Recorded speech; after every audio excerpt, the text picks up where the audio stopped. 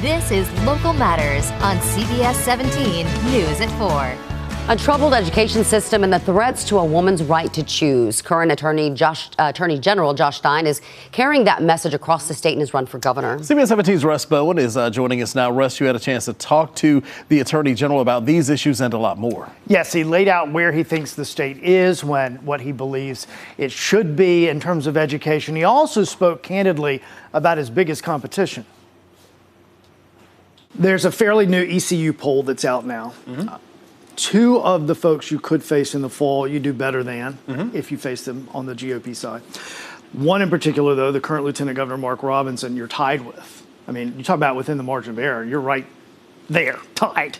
What do you make of that? What does that mean in terms of work to do if you do end up being the nominee for the fall election? Well, North Carolina elections are always close. We are a very closely politically divided state.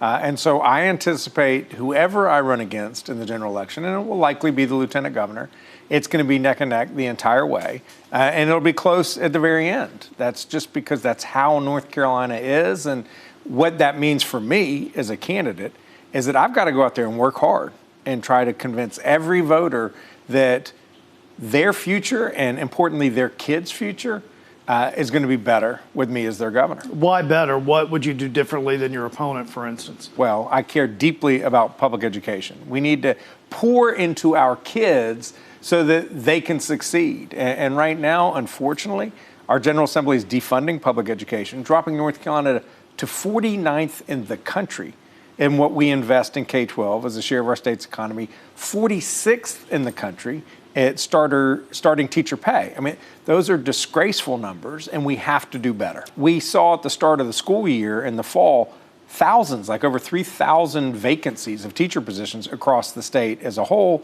We had buses that couldn't fill bus driver slots. So we are not doing right by our kids today. We can do better. And when we do better, we're going to position ourselves for long-term success.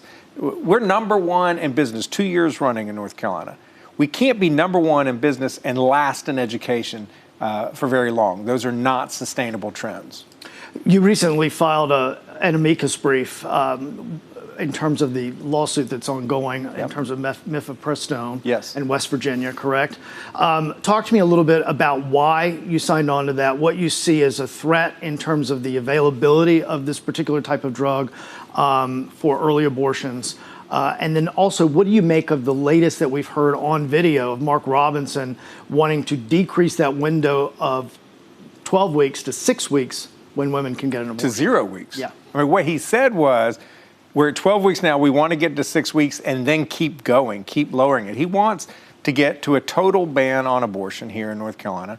No exceptions. He said so. If he were governor, he would have no abortions for any instance. So that means not for rape, not for incest, not for the life or health of the mother.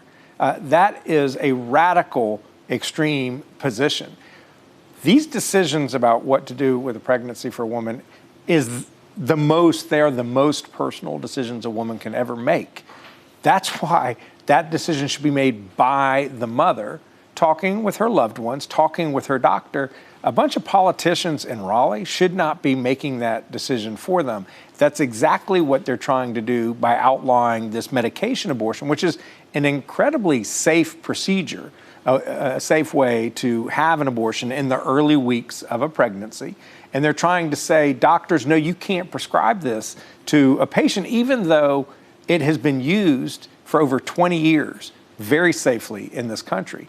Part of the reaction to this news from Mark Robinson by leaders in the General Assembly was, no, we're comfortable with where it is now. This is GOP leadership.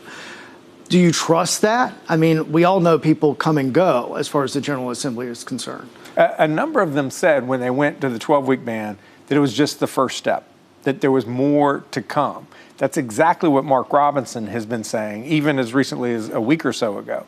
So they're not done. In all fairness to Lieutenant Governor Robinson, we have asked him in. I've asked his team to bring him in. He's been invited on this program multiple times over the course of months and months. For a while, it looked like Mark Robinson might come in. But it's radio silence at this point. Well, I would assume accountability. I mean, part of the way our system works is that you all ask us questions about who we are, what we're about, what we want to do as governor. And that way your viewers can evaluate us and say, yeah, I kind of agree with that guy on that idea, but I don't agree with him on that idea. And that's fine, because I'm applying for a job. I want to be hired by the voters of North Carolina, and I think they need to know who I am. Well, and you're paid by tax dollars. That's for sure. Today, both of you, Yep. and in the future potentially. Yep. In order for you to win this race in November, if you are the nominee, you're going to have to attract unaffiliated voters and maybe even some Republican voters. No question. People far more conservative than you are. Where are you in terms of what you feel like you can bring to the table for the more conservative electorate in North Carolina? Well, what I do as Attorney General and what I will do as governor is fight for the people of North Carolina. I've been doing that for these past 7 years, taking on the opioid crisis that has devastated people all across the state, eliminating the backlog of untested rape kits, the biggest backlog, Russ, in the entire country, tackling the issue of child sex abuse. We modernized our state laws to better protect kids from abusers. All of these issues are about people.